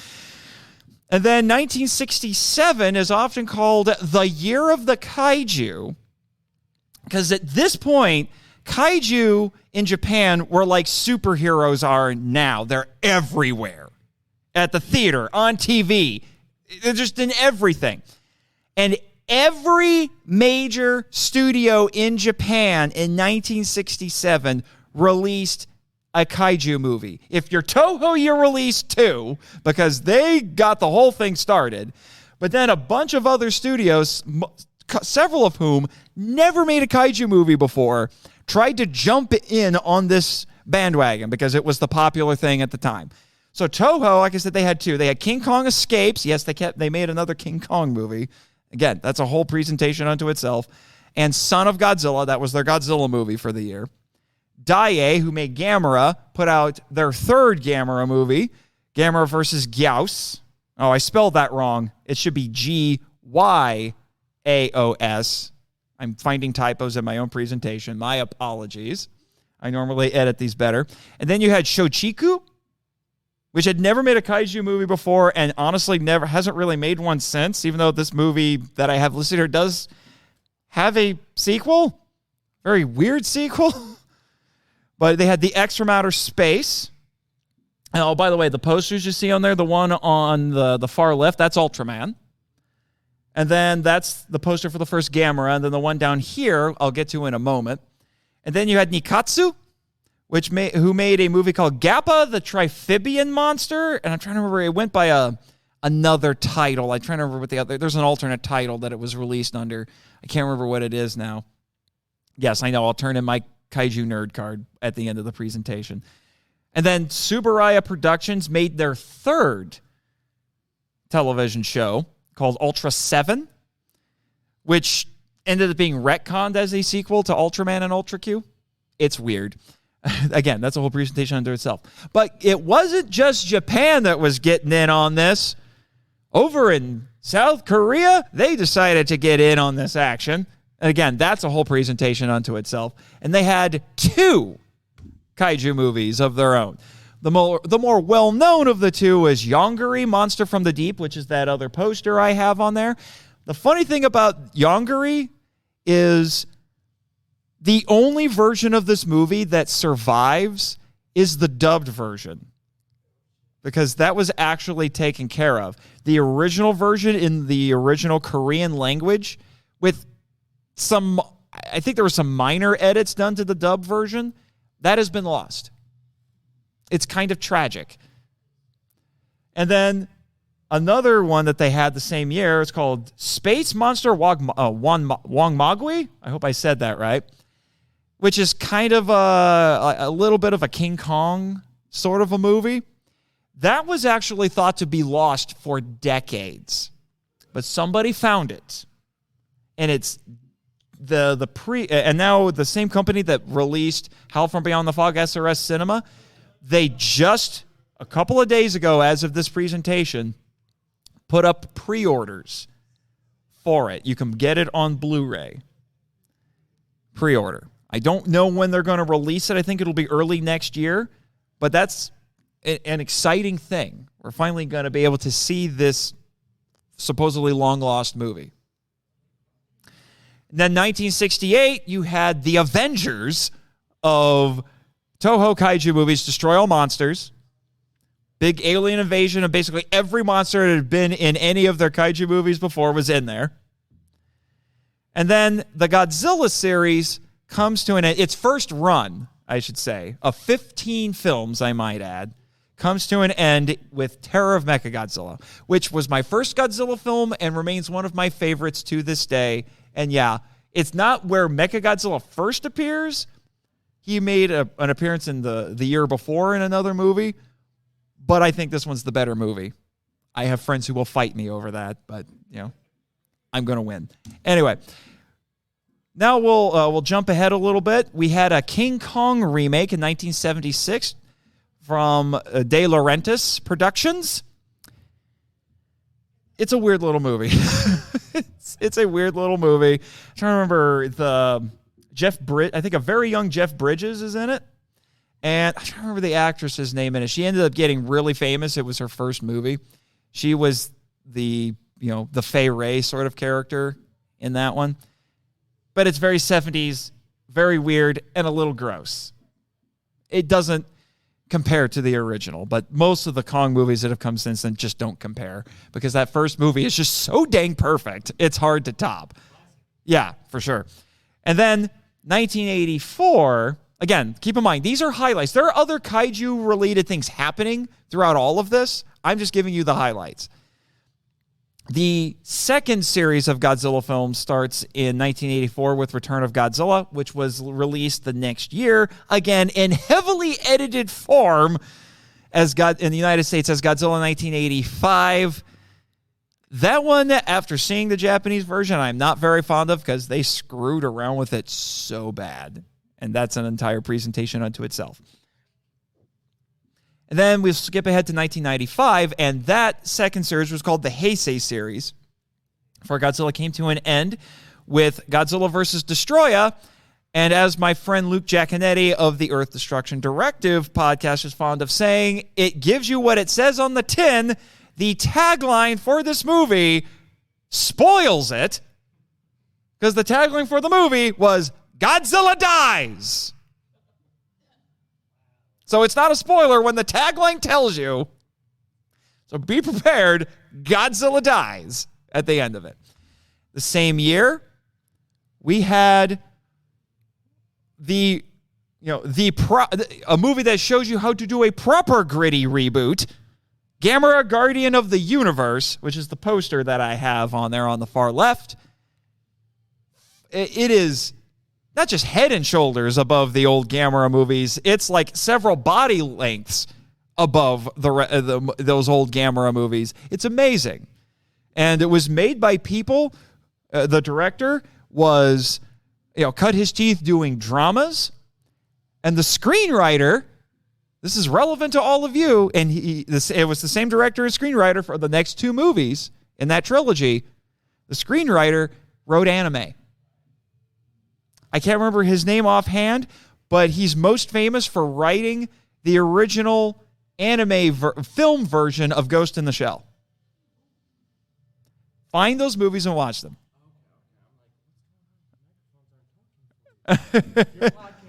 Yes. I'm doing fine, sir. That's all right. It's all right. They're probably bored out of their skulls. But so I highly recommend that trilogy. It will feel very anime-esque at points. And just because I have to share this story, I have to share this story. I met the actress who starred in those movies a few weeks ago at a little convention called Days of the Dead All Monsters Attack. Her name is Ayako Fujitani. Lovely woman. And believe it or not, she's Steven Seagal's daughter. Yeah, Steven Seagal's daughter is most famous for hanging out with a giant fire-breathing turtle. And she can out-act her dad any day of the week, by the way. Yeah. 1996, we had The Rebirth of Mothra, which was the first of a trilogy. They're kids' movies, and they're not particularly good kids' movies. The third one's not bad, but the middle one, good Lord, the middle one's abysmal. 1997, you had Gamera 2 Attack of Legion. 1998, the infamous Sony TriStar Godzilla. I have opinions. I was just on a podcast about that one, actually. And then 1999, in response to that movie, Toho started their third series of Godzilla films, which is called the Millennium Series, with Godzilla 2000. And we also saw the end of the Gamera trilogy with Gamera 3 Revenge of Iris. That movie's incredible. That thing is top 5, probably top 3 kaiju movies of all time. It's amazing. That trilogy, that Gamera trilogy, is one of the few trilogies that actually gets better as it goes. I'm not kidding. Although that one has a lot of cultural stuff in it, so it's probably the least accessible to the non-Japanese audience, but good Lord, is it great. That's why you should listen to my podcast episodes on it, so that way you'll have a better understanding of what's going on in that movie. And then the Millennium series of Godzilla films comes to an end with Godzilla Final Wars, which is absolutely bonkers, and I love it. Final Wars is what happens when you give, I think the best description of it I ever read was in an essay where they said, to describe the experience of watching this movie, just imagine a bunch of 10-year-olds hopped up on too much sugar playing video games while rock music is blaring in the background. That is that movie. If you ever need to cheer yourself up after a horrible week, throw that on a Friday night and you can't help but smile. That's all I have to say about it. And then 2005, we had Peter Jackson's King Kong, which I actually say is a worthy successor to the original. It's got its problems, for sure, but it's a very worthy successor to the original film. I think, well, how much time do I have left? I don't have my phone with me, and I can't see the time on here. It's 7 minutes. All right. This is taking longer than I expected. I'm sorry. 2008, we had Cloverfield, which is very well known to a lot of Americans. Found footage. And then Pacific Rim. You have to talk about Pacific Rim in this. One of my favorite movies. I could talk about Pacific Rim all day. And then 2014, after a 10-year hiatus, Godzilla came back to the big screen in a new American film directed by Gareth Edwards. It was done by Legendary Pictures, and it started the Monsterverse, arguably the only other successful cinematic universe in existence right now. Yeah, we don't talk about Dark Universe. And then 2016, Toho made another live-action film. They weren't supposed to, but they got started on this technically before they made the contract with Legendary, called Shin Godzilla. Do we have any Evangelion fans in the room? Couple of you? Shin Godzilla, directed by Hideaki Anno, creator of Neon Genesis Evangelion. It is very Eva, let me tell you. I highly recommend watching it. It actually had a short, limited theatrical run in the United States in 2016. And I was able to see it. Because it played in Fort Wayne, Indiana, baby. So it was released on Blu-ray by Funimation, which should tell you that they're definitely trying to appeal it to the anime crowd. And speaking of anime, Netflix had a trilogy of CGI anime movies for Godzilla that it's probably the most divisive thing that ever released. Well, I would say everything that's been released since 2004 has been very divisive, just varying levels of divisive. But that anime trilogy is very divisive. I actually like them, and I have reasons. But yeah, it's not for everyone. That's for sure. We'll talk after the panel. And then we had Godzilla King of the Monsters 2019, which was a pretty big deal. King Ghidorah, Mothra, and Rodan all show up, so they're in the Monsterverse now. And then we had the rematch of the century, Godzilla versus Kong. Not King Kong versus Godzilla. No, it's Godzilla versus Kong. And I saw that one several times in the movie theater. I have a lot of fun with it. Again, it was a little bit divisive depending on who you talk to. I haven't seen this one yet, but if any of you want to make a day trip to Chicago, it is going to play at a Chicago Film Festival, Shin Ultraman, which has a lot of the people who worked on Shin Godzilla working on it. I hear a lot of good stuff about it, but like I said, I haven't seen it yet. But I'm hoping to make that day trip over to Chicago to see it. Hold on, sir, because now we'll take questions and comments, but we only have about 5 minutes left. Yes, sir. No, it's directed by Shinji Higuchi, who was the co-director on Shin Godzilla and did the special effects in the Gamera trilogy from the 90s. I met him at G-Fest, actually, about 5 years ago. He's a very cool dude. But Anno wrote the script. Any more questions and comments?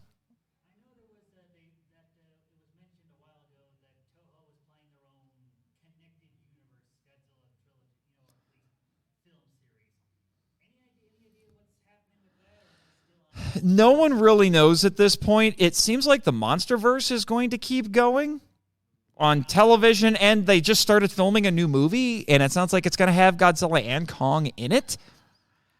So no one really knows for sure because not a lot of information has been released. Ideally, for me, I would love to see the Monsterverse continue and Toho make their own stuff. Just let us have an abundance of riches at this point. Yeah. I saw that. Was there another hand up? Sorry, I'm here late, but do you know anything about if we are continuing the Monsterverse, are we getting more Toho classics, or are we going to have to continue with the creation of new monsters? No one knows for sure at this point. Nothing has been said. All we really know is that apparently Godzilla and Kong are going to be in the next movie. That's all we really know for sure in terms of which monsters are appearing. Yeah. Anymore? Like I said, we've only got a few minutes left for the next panel. Although, I guess we could just keep going until the next panelist shows up and tries to kick us out. I mean, does anyone see anybody hanging out outside wanting in? Is anyone here doing the next panel? Are the next panelists actually in the room? A 1? Really? I thought I had until 12:30. Oh, crap. Well, anyway, I can field more questions. We got plenty of time. I was trying to rush through this a little bit, but yeah. I know some people came in a little bit late. If you want me to go back to show you some of the old slides, or, if you have questions about kaiju in general or about the stuff that we've talked about, I will field them. I do academic style research on all of this crap, dude, guys. Trust me.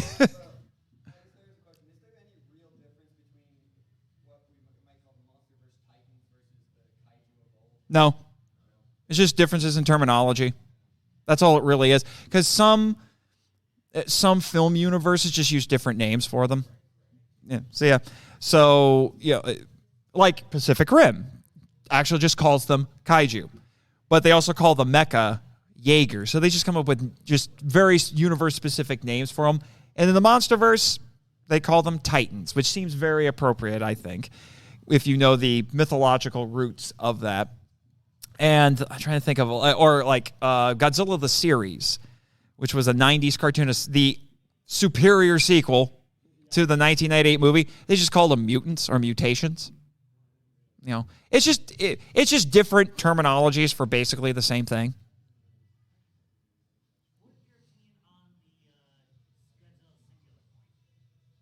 I should have put Singular Point on here, shouldn't I? I mean, this is an anime con.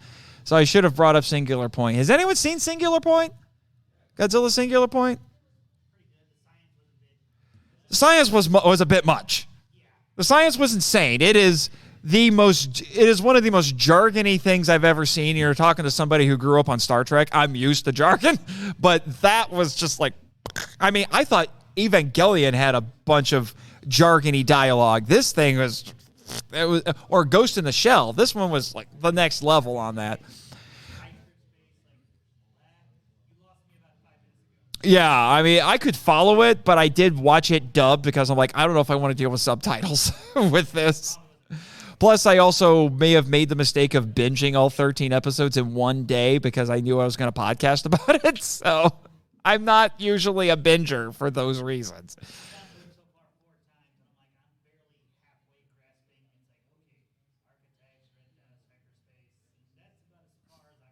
Yeah, it's arguably better than the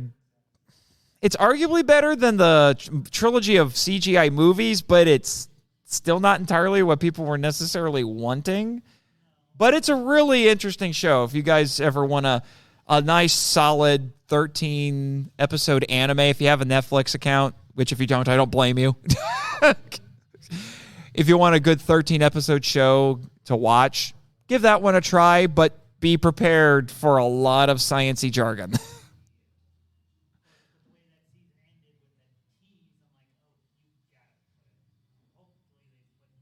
And there's not been any announcements as to whether or not there's going to be a second season for that one.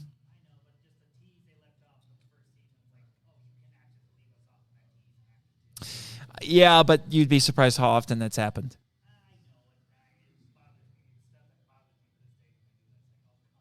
Right.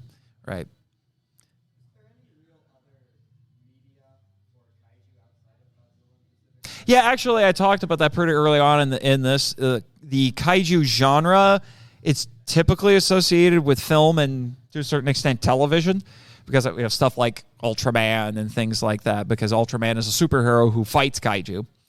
But I make the argument that it's a genre that can exist in any other medium. There are kaiju video games. There are kaiju novels. I've written some. I have copies if anyone wants to see them after the presentation. So, it can exist in anything. It's just commonly associated with film because that's where its origins primarily lie. But we talked about at the beginning, some of the cultural origins very briefly because there's a lot you could go into about kaiju. Mason.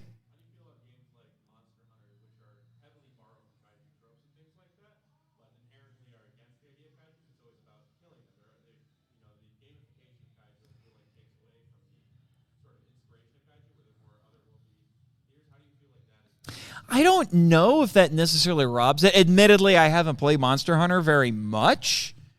I did watch the movie. Oh, I'm sorry to hear that. I was asked to be on a podcast about it, so I'm like, fine, I guess I got to go watch it. And it's one of the emptiest movies I've ever seen.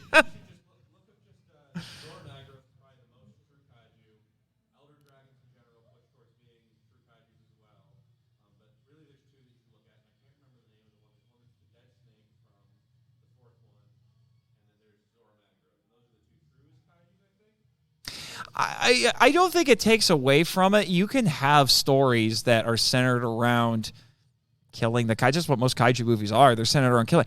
Ultraman, like I said, that's one where it combines superhero and kaiju because the villains are kaiju. Ultraman is basically a dragon slayer. So I think it actually goes back to more to that. And dragons are very kaiju adjacent, I would say. So if you have a story where the kaiju are the antagonists, they are the proverbial dragons who must be slain, I say it still counts.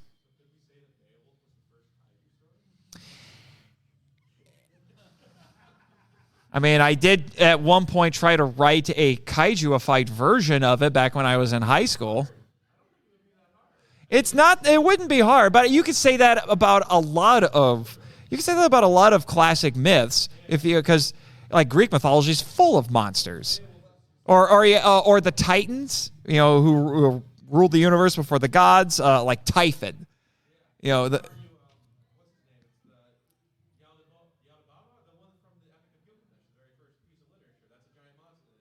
Right? Well, there's also this question, though, at what point does the intelligence of a kaiju raise it away from the kaiju genre, too? I still feel like intelligence is part of kaiju. Intelligence is part of it, but not all kaiju necessarily have personality. That's more personality is something that's more commonly seen in Japanese media, not necessarily in American media. Like you look at a lot of 1950s B movies after Beast from 20,000 Fathoms, which I wouldn't say that's not a B movie, but the Rhedosaurus in that is much more animalistic compared to say Godzilla.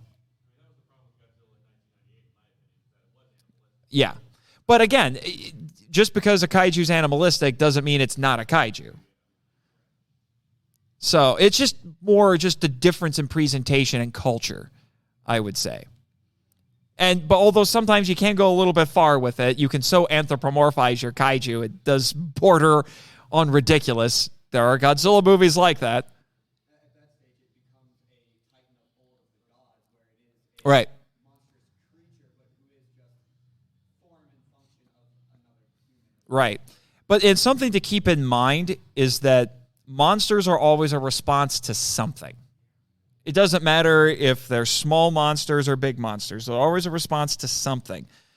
And Godzilla is definitely that. Just to give a quick primer, Godzilla was inspired very heavily by World War II and the fire bombings by the Allies, and especially the atomic bombings.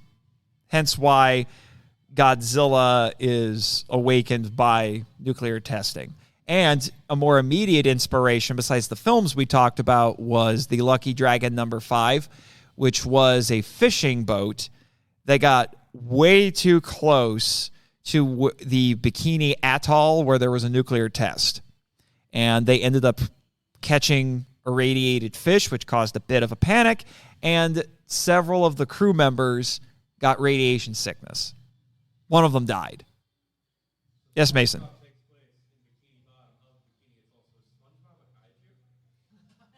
He's a kaijin for sure. Although I think the more appropriate term for SpongeBob would be unholy abomination.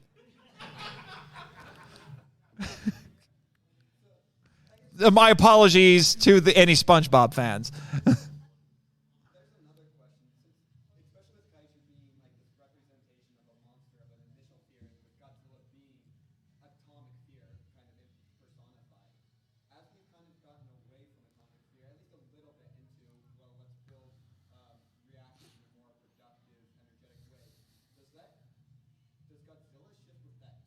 Yeah. Yeah. Congregation of, yes, a humongous beast, but Right, yeah. The Godzilla's symbolism, I guess you could say, has evolved with the times. It's actually kind of interesting to think about how he started off as the bomb made flesh, basically, this very clear atomic allegory. And because Japan, and this is one of the things that makes Godzilla unique, because the Japanese are the only culture that has had nuclear weapons used on it. So there's a very distinct Japanese flavor to that. And the Japanese are still, they have no nuclear arsenal. They don't want to ever have a nuclear arsenal. And they have, for a while, they were very big proponents of nuclear energy, but after the Fukushima disaster, they've become much warier of it. Just because Japan is a country of catch-22s, but again, that's a whole presentation unto itself. But as time has gone on, Godzilla has evolved to represent different things. The most ironic thing is that 10 years after his creation, he became Japan's hero. Ghidorah the Three-Headed Monster is noteworthy because that's when Godzilla became the good guy. That was his face turn, to use the pro wrestling terminology. And for the rest of those movies, in the show era up until 1975, he was the hero. In fact, by the time you get to the 70s, he's basically a superhero. He even had a robot sidekick in one movie. Jet Jaguar, look it up. Jet Jaguar is amazing. He's powered by plot convenience, but he's amazing. Which is kind of funny that now this irradiated atomic-powered mutation is now Japan's hero. But then he's also represented things like he's a force of nature. Japan is a very disaster-prone country.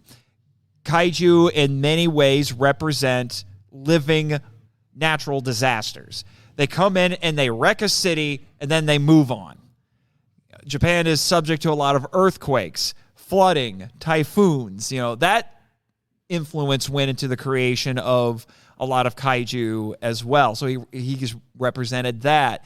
He's also, in one movie, this is wild, it's probably the most supernatural the most obviously supernatural Godzilla. In one movie, he was the avenging avatar of everyone who died in World War II. Because they were upset that the new generation in Japan had forgotten about them. So Godzilla was exacting punishment upon Japan for doing so. It's wild. Directed by Shusuke Kaneko, who directed the Gamera trilogy that I talked about. He got to direct Godzilla once, and that was his movie. It's nuts. It also has a ridiculously long name. But you want to know? We've got time. I could talk about the ridiculously long. It's meant to be a retro title, a highly descriptive retro Japanese title. For some odd reason, they translated it literally and just made it the official English title. Godzilla, Mothra, and King Ghidorah, Giant Monsters All-Out Attack. Or just GMK for short, because that's what we call it in the Godzilla fandom. It's just GMK, because we're not saying that whole thing. It's a really interesting film. Really interesting film. Especially if you understand a lot of what's going on culturally within it. I wish. I want to go to Japan someday. Although on my podcast, because there's a little bit of kayfabe, which is a wrestling term where you don't break character. Yeah. Oh yeah, yes they are. It's merchandise like crazy. But as I was saying on my podcast, it takes place on Ogasawara, so in my podcast, I'm in Japan, so. But I do want to visit for real at some point in my life. Any more questions?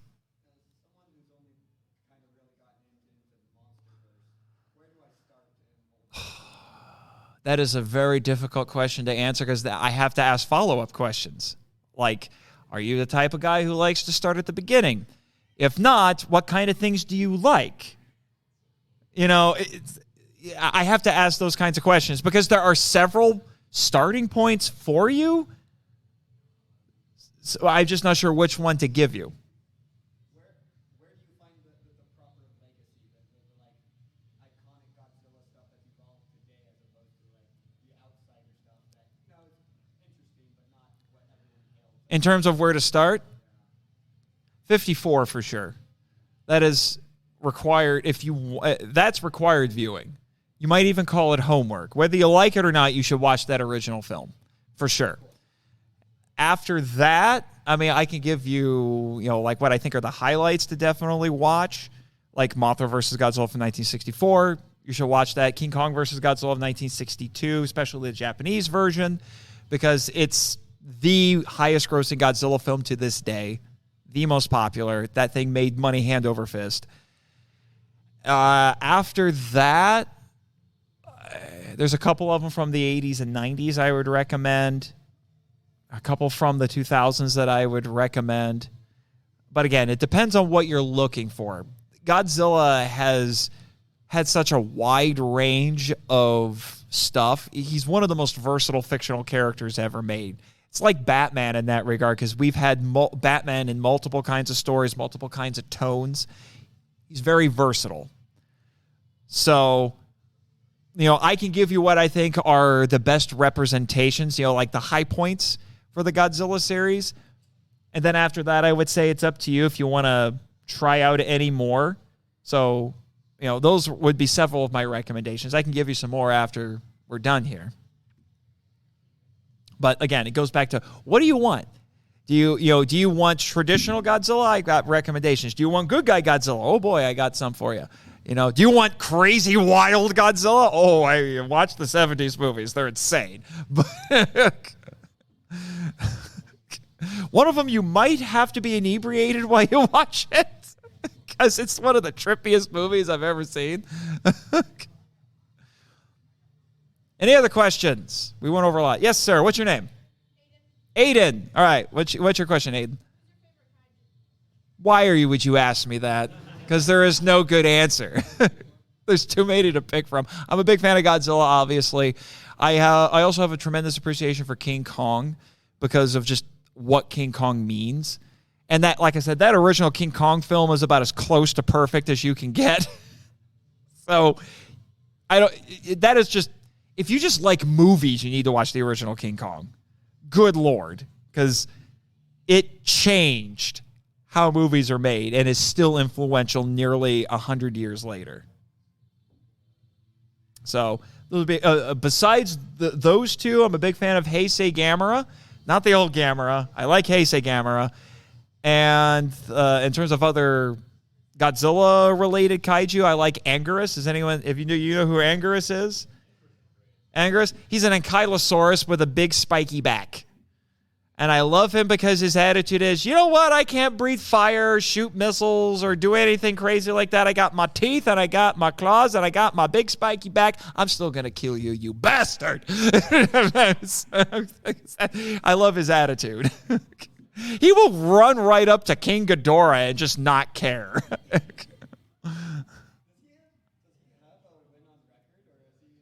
He does. He does. He has a couple of them. But, because he tends to just charge in and against foes that he's technically outmatched against. It's not the best record. Well, Gamera traditionally loses the first round and then comes back and wins the second round. So his win record is probably straight 50-50. So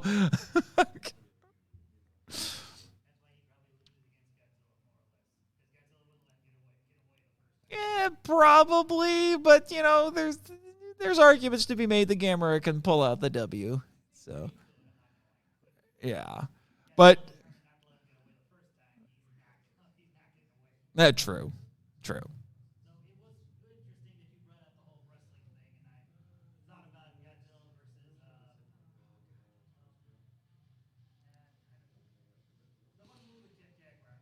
Godzilla versus Megalon. Oh my God.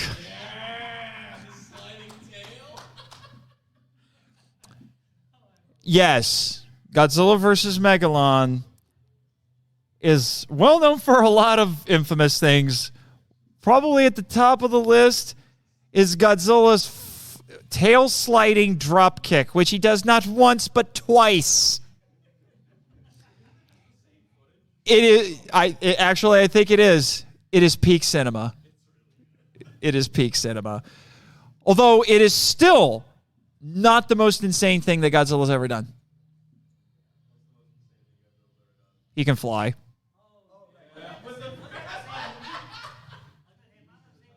Godzilla versus Hedorah, Godzilla versus the Smog Monster. We find out he can use his atomic breath like a jet.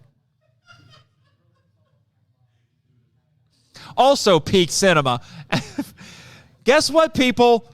All of these movies, both of those movies are in the Criterion Collection. Let that sink in. 2 movies that have been on a Mystery Science Theater. The only 2 are in the Criterion Collection. And the insane thing is, Toho will not let those episodes be released. Because Toho is run by a bunch of overprotective, crazy people. They took MST3K to task because they dared put their Megalon episode on DVD. To task. More questions.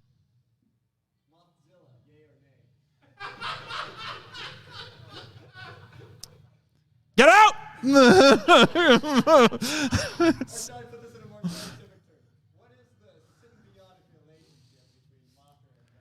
It's not what the shippers say it is.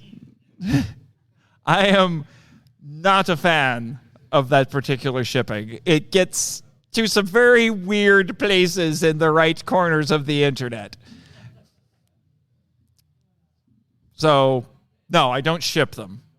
I like the symbiotic relationship, but I don't ship them. Any others? I don't know. What time is it now? We're almost at 1. Okay. All right. Well, unless there are some very pressing questions, I will wrap things up here. Are there any other questions? One more. What do you got?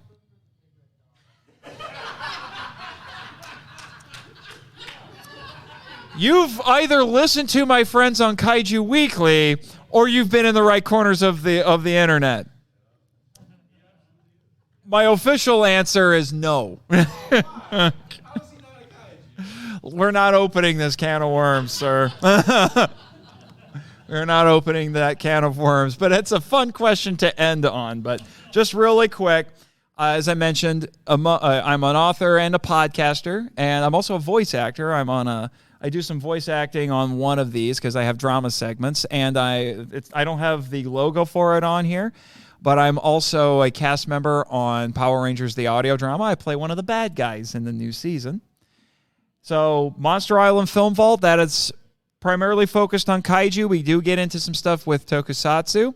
That just celebrated its 3rd anniversary last week, and it's very academic, but it's very accessible. The tagline is a podcast seeking entertainment and enlightenment through tokusatsu, and I take that very seriously, so don't expect a lot of very dry lectures like you're in the most boring college class ever. No, it's much more exciting than that.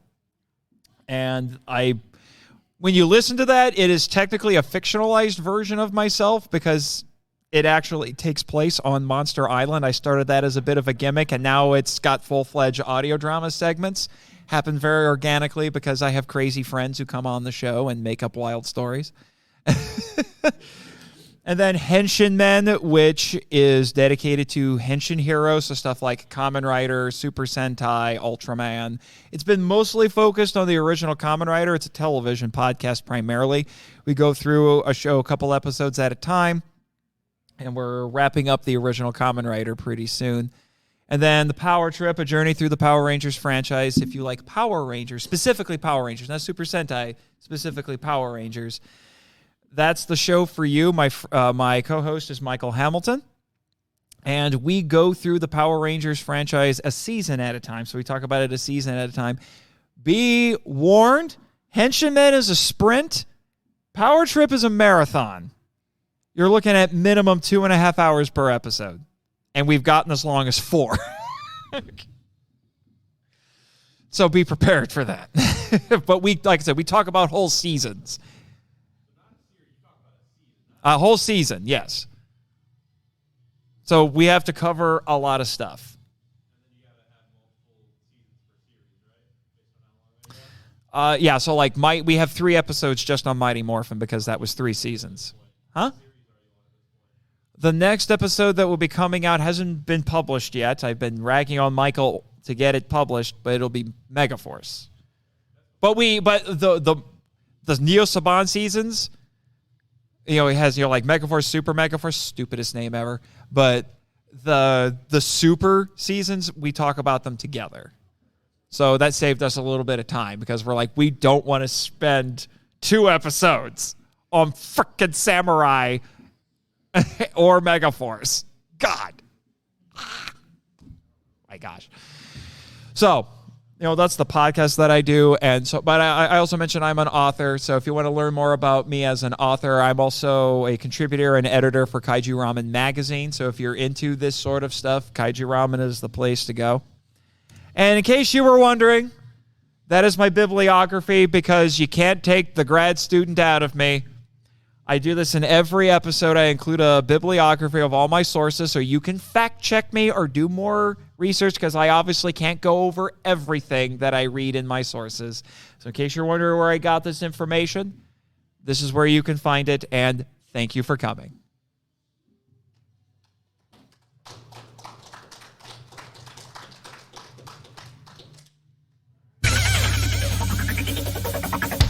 Thank you for listening to the Monster Island Film Vault, a podcast produced and hosted by Nate Marchand. If you want to join the discussion and be heard on the show, we'd love to hear from you. So email us at feedback@monsterislandfilmvault.com. Our website is monsterislandfilmvault.com. Follow us on Facebook and Instagram at Monster Island Film Vault, and on Twitter, where our handle is @TheMonsterIsla1. You can subscribe to us on YouTube, Spotify, and TikTok. Follow Jimmy from NASA on Twitter at NASAJimmy and our many other colorful characters using the links in the show notes.